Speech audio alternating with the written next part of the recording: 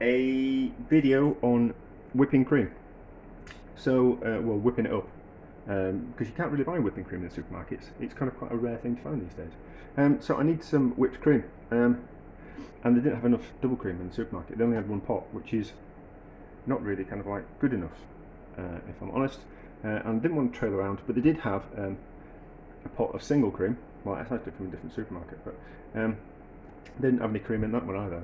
So I only managed to be able to get one pot of double cream and one pot of single cream, which you can whip. You can't really whip up single cream because there's not a fat in it. And you would think you could just add them together and then whip them up. It doesn't really kind of want to whip up either. However, I have found a bit of a lifestyle kitchen hack, and what you can do is you can whip up your double cream first, and then you can pour when it's relatively firm. So that's kind of quite firm; it's not moving anywhere. You can then pour in your single cream on top of the whipped double cream, and then it will whip up a lot easier and a lot firmer. I don't know why.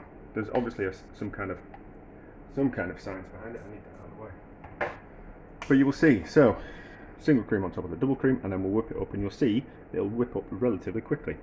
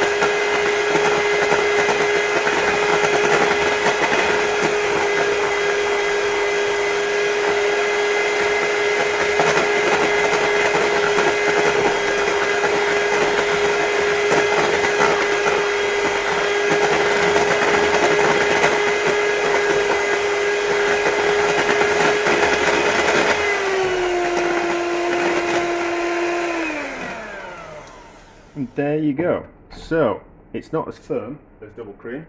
However, that's how you whip single cream. You have to add some double cream to it, and you have to whip up the double cream first and then add the single cream. But if you're ever stuck and you can't get yourself enough whipping cream, or you can't buy yourself enough double cream, and you can only get a little bit of single cream, you can whip it up that way. Useless fact, useless thing to know until you actually need to learn how to do it.